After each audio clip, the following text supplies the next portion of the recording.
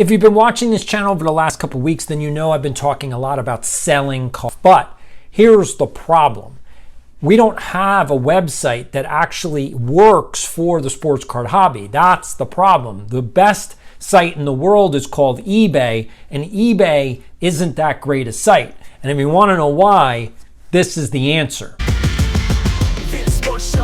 Every Friday, hot take, where's the market?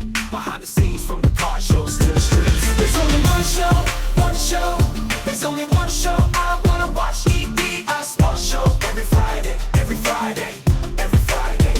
Welcome back to the EDI Sports Show. In this week's episode, we're going to go over kind of what the hobby needs in order to advance the selling process. Because, yeah, buying cards is kind of easy, right? Buying is easy, selling is hard. And that's what we're going to be talking about this week on this show. We have the EDI Sports Show. There's 4 different segments, as you can see right here on the graphic. So we will be doing all these different things. I actually sat down with the person that runs the Arizona State Card Show. Yes, the big show in the state of Arizona. I sat down with him. Here's a little preview of that. We'll go over that in the behind the scenes section, and then we're going to get to your viewer comments at the end. Like I said, all of your comments are awesome. The good, the bad, the ugly. Just please do it as respectfully as you can. But let's get into selling cards, because that's the most important thing that I want to talk about this week on this show. How do you actually sell cards? And if you're going to sell cards, one of the best ways to do it is online. And if you're talking about online selling, you're talking about eBay. The problem is that eBay is it's too big a marketplace. In fact, that's the problem. It's too big a marketplace. And so here are 3 issues that I have with eBay. So you could see them right here on the graphic, okay? So the first one is that it's not targeted specifically for sports cards individually. So that's a problem. 2, there is no way to fix the search problem, and we'll go over that. And then 3, eBay takes too many fees. That's a problem. So those are the 3 main issues. We're going to go over them right now. So the first problem, that eBay is just too big. Now, in an online seller, that might not seem like a big deal, because you're like, oh, more eyeballs is great. Not so much, right? Like, more eyeballs would be good if more eyeballs wanted sports cards, but more eyeballs in like other areas actually make it bad for sports cards. And that's the problem. eBay gets 100 million views every single day, and most of them are not for sports cards. And so that's the problem, is the traffic. eBay does not care what they sell. They're just a platform. But if you're a seller on eBay and you don't post something new every single day, then the eBay algorithm actually punishes you, because it's not there for you. It's there for the things that people want to find. And sports cards is a very small little piece of the pie, and that's the problem. So the hobby kind of needs an online auction site that focuses specifically on sports cards, so that you know every time you go, that's what you're going to get. And the experience is way better. Now, there are other auction sites, but none of them are that good. Unfortunately, I know there'll be a lot of people that'll disagree with me, but no, none of them are that good. So that's the reason why there's a vacuum. eBay kind of fills the vacuum, but eBay's not really the best place. All right, let's get into the second issue, which is the search feature.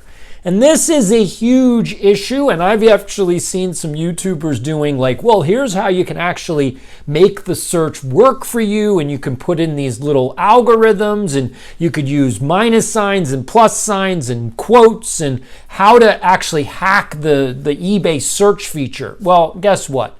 The fact that you have to hack the search feature in order to get it to work means it doesn't work. I mean, I don't know what else to tell you, but like if you have to figure out ways to get around the search so that you can find what you want, it doesn't work. And that's because eBay is not built for sports cards. One of the biggest issues is reprints. And I know everybody knows exactly what I'm talking about. If you put a 1953 Mickey Mantle Topps card, you're going to get maybe a few 1953 Mickey Mantle Topps cards, but most of them are going to be reprints. If you put in a 1993 Derek Jeter rookie card, you're going to get reprints. You're going to get reprints on most of the cards that you're looking for. But that's not what you were looking for. You're looking specifically for the original. If you're looking for a reprint, you're going to write reprint in the search. Why do you want to get reprints in your search? You don't. And that's the problem. It makes buying cards online extra difficult because now you really need to make sure, is this the real one or is this the reprint? And then you have the other issue of then you also have fakes and scams. So you're sort of like, is that real? Is that a fake? Is it a reprint? Is it licensed? There's too many questions. So there's no way for eBay to get around this because it's not built for sports cards. There's no way for eBay to get around it. That's why we need a brand new site that's dedicated to sports cards. All right, let's get to the third one, which is the fees. And everybody knows about the fees. So eBay is taking, again, there's estimates. I'm not sure what the full amount is, but there's estimates. There are from 13 to 15% of your sale is going to eBay. 13 to 15% of the sale. That means that if you sell a card for under $5, you're not really making all that much money, which means that if you sell cards on eBay, you kind of have to sell like minimums. Like your card must sell for at least $10. Otherwise, what's the point in selling it? Like you're just not going to be making any money. And that's the problem, is there's a lot of low end on sports cards that you kind of need to sell. Like there's a whole market for low end, and eBay is just not the best place to do that. Like online retailers like Burbank Sports Cards, again, they use eBay as their basic way of selling online.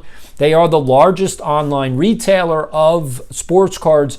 And so for them, if you're going to go to Burbank Sports Cards, you're probably not going to buy one card because they have every card. So if you're buying like 3, 4, 5 low-end cards, it adds up to $10, and therefore they also, I think, do free shipping for a certain amount of cards. So you're going to get your money's worth. And that's the point, is that's why they have figured out the eBay kind of rhythm is like, yeah, you're going to go there, but you're probably not going to just buy one card.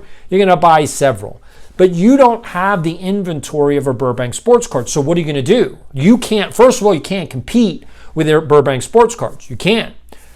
But you kind of have to because you have some of the same cards that they do. So what are you going to do? Wait for them to sell out of all their stuff? So you're getting screwed no matter what. You can't sell everything on eBay because Burbank kind of has all the cards. So you're kind of competing against them, and it is what it is. And that's the problem. So we need another platform that you can sell sports cards that's not going to take out all the fees and kind of do this. Now, I put out a video, actually 2 videos on selling. I sold a whole bunch of cards on Reddit. I used PayPal Goods and Services, GNS, and they only took 3%. Again, 3%, not 13 to 15%. The problem is that you're not going to sell a lot of cards that way. Just not, because I have to post everything, I have to get eyeballs, I have to take offers, I have to negotiate each and every sale. When you're on an eBay-like place, again, if we can get some place that's specific for sports cards, if you're on an eBay-like place, you've kind of taken out all of that stuff.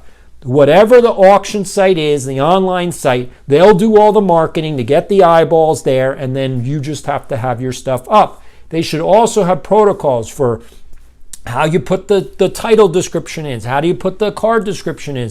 Like, is it a reprint? Is it an original? What year is it? Like, you should be able to search specifically for the kind of card that you want. If you want a 1986 Topps card, you should be able to put 1986 Topps in and only get 1986 Topps. I should not be getting 2008 reprints. I should not be getting 35-year anniversaries from 2023, Topps Chrome. I don't want any of the modern stuff if I'm looking for 1986. If I'm looking for, I want the 35-year anniversary card from the 2020 series, then fine. Then they give me that.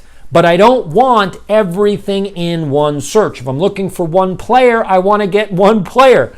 I don't want to be getting 15 different players when I'm searching for something specific. And the only way that's going to happen is if we get a better site. So, for all of those coders out there, for all those people that know how to actually build these sites, hey, this is an opportunity for you. eBay is the king of the hill right now, but they do not need to stay there. The eyeballs are on Sportscards. There is an open opportunity for a new site. The question is who's going to fill that opportunity. So that's the hot take for this week. Now let's get to where's the market. All right, in this week's Where's the Market, we're actually going to continue the trend of talking about selling cards that I've been talking about for the last couple weeks, because the whole point is not to just hoard cards. That's not the point. And if you want to sell your cards, please click the link in the description. It's for the Card Hoarder Nation, the Facebook group. Please promote it. Basically, again, please promote this group, because what I want is for regular people on Facebook who are inheriting cards. They're getting them from their uncle, parent, grandparent. They don't know what to do with their cards. They don't want the cards. They want to sell them. Instead of going to the big guys, they can go to you. But you got to get that word out that this is where they can sell their cards. If you promote the group, the Facebook group, they will sell their cards that they don't want, all of this great vintage stuff that they don't want, to you, and you can actually get a bulk deal. If you don't promote the group, you have no way of getting those deals. And the only people that are getting cards are the big YouTubers, and you're losing out. So I created that Facebook group for you, for the collector, to be able to get deals. So here we go. This is the big key. So I'm going to show you a whole bunch of cards, and here's the problem. How do you sell cards? Do you just sell them one by one? Because that's going to take forever. And personally, I don't think that's a good idea. I think you should sell in lots. So I'm going to show you a whole bunch of cards, and then let's figure out what we can do. So here we go. We got a Wade Boggs rookie. That's a Donruss. This is an 84 Fleer for Ryan Sandberg. We've got a Mike Schmidt. We've got a Roger Clemens. Okay, we got a Gaylord Perry, and then we've got a whole bunch of 61 Yankees. Okay, one, Bobby Richardson, and then we've got Elston Howard. Okay, now we got a Bo. This is a Topps traded rookie. Okay, we got a Kobe, second year. And now we've got two Ranger cards. So we've got a Panarin. This is actually a gold, so this is out of 50, it looks like. And then this is a Shesterkin Leaf Metal or Metal Universe. They have so many different cards. It's crazy. Anyway, so what should you do? To be honest, I would put these together as a Ranger lot. Now, what are these cards worth? Well, this one, the Panarin is worth around $5. So that would be, so that's $5. This one's worth about $253. So this is basically an $8 lot. So if you could sell it for $5, there you go. So this would be $5, but that you'd sell them both at the same time. Now, what do? I think I would put the Sandberg with the Boggs, with maybe Clemens and the Jackson, Bo. So there you go. So I would do all four of those. What are they worth? Well, let's see. So here we go. So I would do all four of these together. So that would be the lot. So the Bo is going for around $10. That's what it's worth. Maybe $12. It's worth $12. The Clemens is about $8, $8 to $10. The Sandberg is around $4 to $5, and the Boggs is also going for about $10. Okay, so that's 10. 10 is 20. This is 4, so that's 24, and this one's around 8, so that's 32.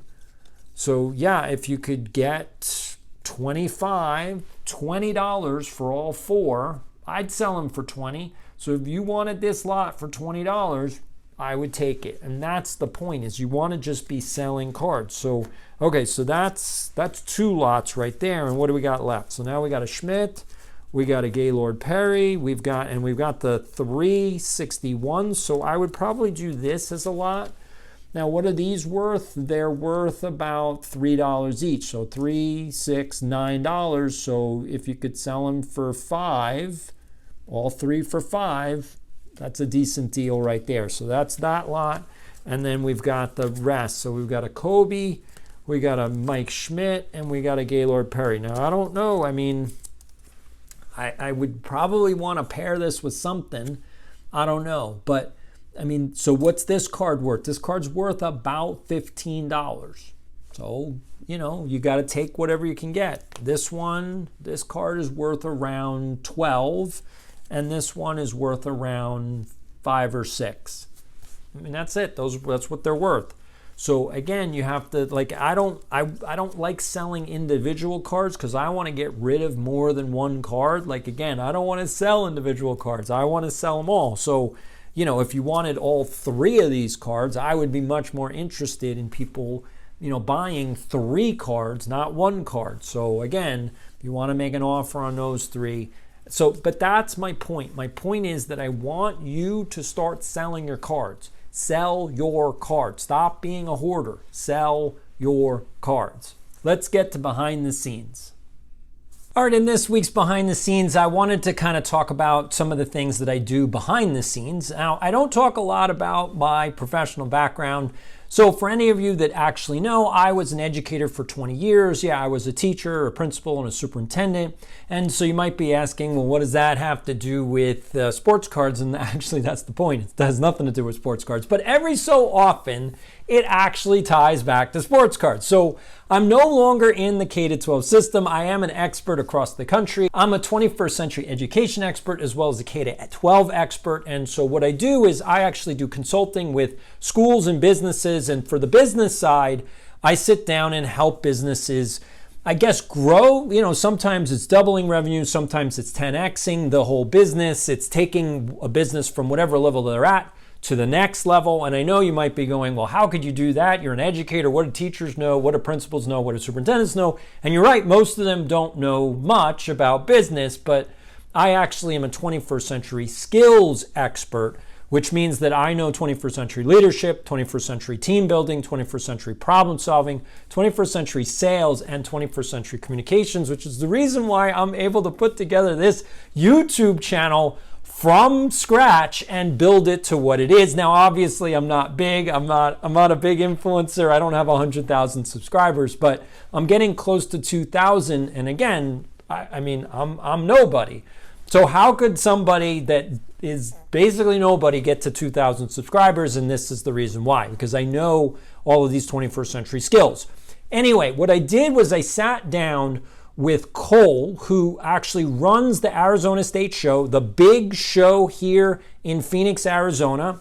There are 3 shows that go on throughout the year. There's a fall show, there's a spring training show, and now there's a summer show, which is coming up in August. And that's going to be at the Mesa Convention Center or Wrigleyville, which is where the Cubs play during spring training. And so we actually did a walkthrough of the entire event. And we're also going to be putting together a trade night, not just a big one, but also one for kids. And so we were talking about, like, how do you do this? What's the right way to do it? So here's a preview of some of the things, like, as you can see, like, you know, I sat down with Cole, we sat and we talked. What are some of the things we're talking about? And so that's what I did behind the scenes. I figured I would just let you guys know. If you are interested in going to the show, kids are free. I'm going to put the link down to the Arizona State Show in this video so you can actually go and find it. Kids are free this summer. If you're planning on doing the fall show or the spring training show, you can also just follow here, as well as follow AZ State Show on Instagram. I'll put the links again down below so you can get connected. Just so you're aware, I met Trike Sportscards 415 at the last Arizona State show. I did an interview with him on this channel. We do have social media big influencers who come to the show. If you're on social media right now and you're going, hey, what show should I come to? Absolutely, reach out to me or reach out to Cole at Arizona State Show. There is some room available for the fall show. Not any room for the summer show. That's already sold out. But there's room for the fall show. If you want to bring your social media presence and do videos and kind of sit down, we can even do a collaboration if you want, if you're coming to Arizona. It's all open, and that's the behind the scenes for this week. I want to thank everybody. Let's get to the viewer comments. I love these comments. You're going to want to stay for them. And if you haven't made a comment yet, put it down below. All right, let's get to it. We have come to the best part of the show. Yes, once again, the viewer comments. Here we go. We've got a whole bunch. And like I said, I always like to start with one of the critical ones. And this one is definitely critical, Johnny J. But it was done very respectfully. So that's why I really like this comment. So here we go. This is what he said. Just wondering where you got your information from that sports cards, presumably across the market, are 40% overvalued. Not saying you're right or wrong, albeit it certainly sounds hard to believe on face value, but could you please cite your source for this figure? So here's the piece that I want everyone to understand. Johnny J, I don't know why it's hard to believe. Like, that might be your problem. Your mindset is, no, cards are worth so much money. That's your problem, is your perception of reality is not based on reality. You have this mindset like, no, cards are worth so much money. The truth is they're not. If you just do your own basic research, go to eBay and look at sold prices, not prices for what people are selling, because that's my point, they're overpriced. Go for what they're selling for, and you will see whatever card you want. Now, yes, if you want to just pick one card, you're not going to find, like, you got to pick a whole bunch of cards. You got to do like what's called an audit. An audit is 10%. So you got to go and pick 15 cards. So take 15 cards and look at what they're selling for and what you thought they were worth. And I promise you, they're less than what you thought. Around 30 to 40% less than what you thought. That's it. That's all that you need to know. So pick whatever cards you want. Again, make a list, do 10 to 15 cards, then look at eBay, and you will find the same thing that I have found. They're all selling for much less than you thought they were going for. The market is moving in a down direction. That's not me, that's just telling you the facts. So cite my source, just go to 130 Point, go to eBay, go to anywhere you want to find your card prices based on sold prices, and you will see they're down 30 to 40%. That's what you need to understand. And the trend is down. The trend for the next 6 months is down. And the economy is also going to crater out because unemployment is ticking up. So as employment goes up, that means people have less money to spend. And it doesn't matter how many eyeballs are on the hobby. People have less money, they have less money to spend on your cards. You just need to be aware of that. So patience, again, long term, 10 years, 15 years. Yeah, if as the market comes back down, which it's going to do, and you buy the cards, then yeah, 10, 15 years from now, if you buy it at the lower price, not today, then yes, you will probably get some appreciation back over a 10, 15 year time horizon. But if you bought cards during a pandemic, you're never going to see that money again. Those cards will never be worth that price. Never. Never, ever, ever. You will be dead before those prices come back. So that's my point. And even the demographics don't even play into that. The millennials are the biggest generation in the United States. So unless millennials decide they want to pour all their money into sports cards, which is never going to happen, then there's no more bubble to this hobby. It's sustainable. It will retain value. There's no reason to panic. But if you want to get some value back, you should sell right now because the trend is going down. All right, let's get to the second comment. This is from ACD. Now, he gave a comment last week, so this is the second comment from him. Those Drake's cards are pretty neat. Yeah, those Drake's cards are pretty neat. Let me see if I can find one. I've been selling cards like crazy, so to be honest, I'm not even sure if I have any here. I don't actually see any. Yeah, I'm sorry, I don't have any right here. So yeah, I've been selling cards like crazy. If you want to buy a card, just DM me. Let me know what you're looking for. I have a lot of vintage, so just let me know. I also have some comments from different years, so you can also buy those as well. All right, let's get to the next comment. This is from Time Served Phil. All right, I love that name. I love that name, and the comment's pretty good too. So here we go. Time Served Phil said, "This is sound advice. It is buyer's market right now and getting better. If you are a buyer, scoop up the goats and cards that are always in demand and strike when the iron is hot in a few years. The prices are high, but send offers. They know they can't get top dollar. This is where the patience come in." First of all, patience is spelt wrong. Sorry. It's the educator in me. You got to have a C in there. It's not patience with a T, because that means it's a person who goes to a doctor. All right. Anyway, sorry. I was the educator in me. I appreciate Time Served Phil. It was a great comment. Yes, it is a buyer's market. Unfortunately, your comment about send an offer in on eBay and people will take it. No, they won't. They won't. And we even saw that in the first comment where you understood the mindset that people have is cards are worth this. And you can't fight people's mindset. I know that that's the trouble. That's what people, when they watch my channel, that's actually the issue, is that I'm giving you truth, I'm giving you reality, and people's mindsets going, no, but that's not what I think. And that's the issue, is what you think doesn't matter. It's what's real. Like, what you think is wrong, sorry, you're not based in reality. Now, you can have whatever mindset you want. You can literally believe that cards are the most valuable thing in the world. That's fine. If you own cards, that's great. But the minute you try to sell them, that's when you're going to hit reality. And that's when you're going to be like, why doesn't anybody want to pay for the cards that I have? Because you're trying to sell them for more than what they're worth. That's what I'm trying to get you guys to understand, is I'm not trying to tell you anything. I'm not trying to influence you. I'm just trying to tell you the truth. Your cards are not worth what you think they're worth. That's the bottom line. You can sell your cards, absolutely, but you can't sell them for what you thought you could sell them for. So if you bought a card for $1,000, probably it's only worth $800 right now. And if it's worth $800, this is what I talked about in a previous video.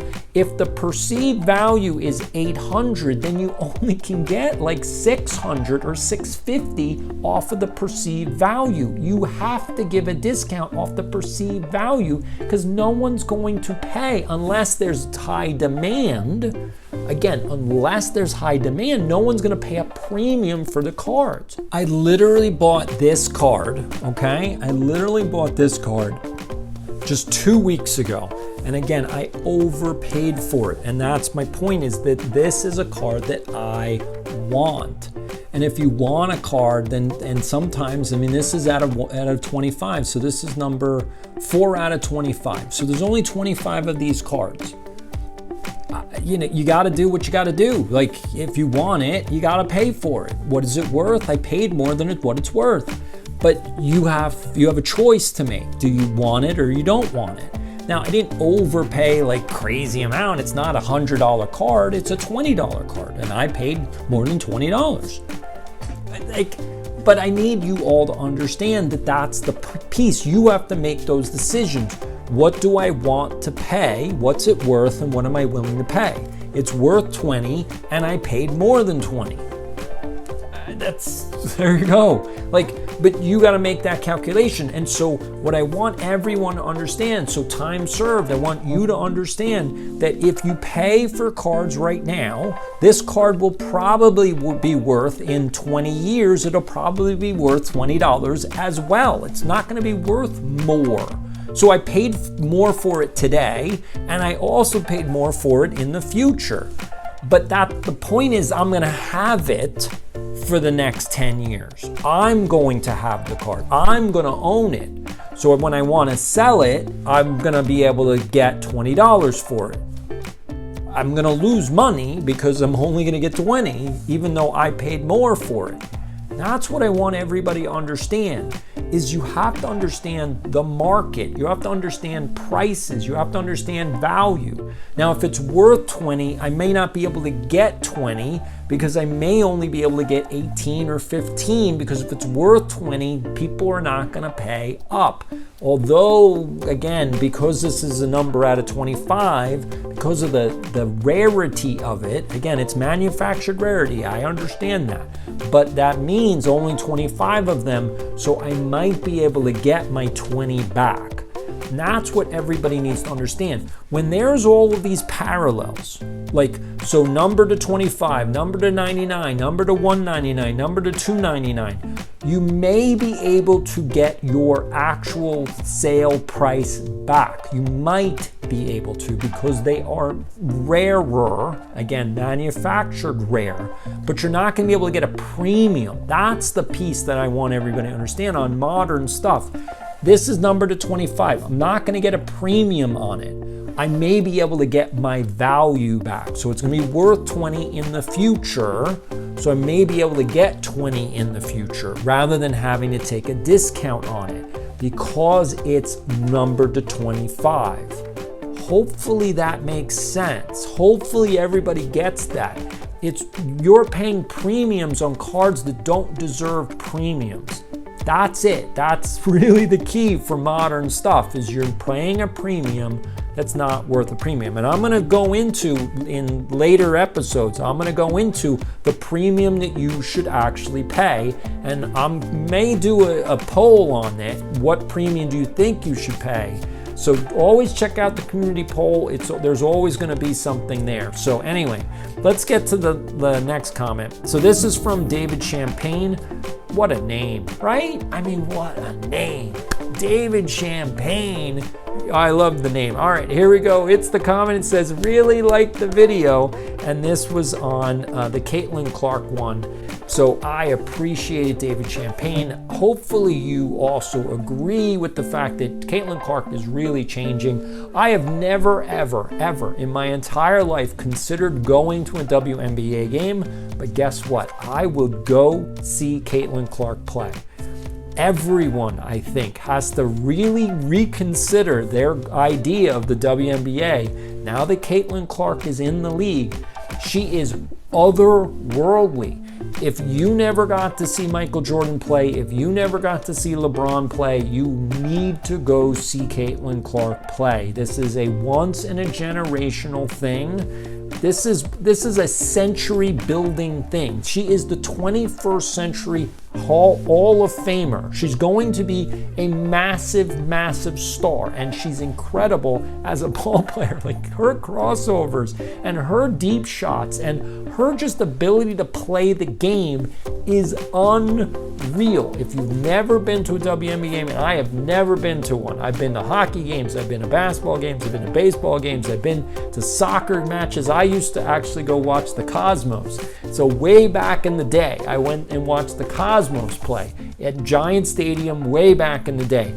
I've never been to a WNBA game. I broadcast women's basketball when I was in college. I was just play-by-play announcer, and I did women's games. I did men's games. I did baseball games. I did hockey. I was a play-by-play announcer for Harvard basketball. I also did a baseball tournament from Fenway Park. So I've done a lot in sports. Never been to a WNBA game, but Caitlin Clark is unreal. You gotta watch her. You gotta watch her. So that's it. So I want to thank everybody for joining me this week. It has been an awesome show. If you're new to the channel, definitely hit the subscribe button. We're doing sports and sports cards every single week. If you have a suggestion for an upcoming show, please put it down in the comments. Other than that, this is Doc Schwartz saying, I'll see you next week. There's only one show. There's only one show I wanna watch. EBI Sports Show every Friday.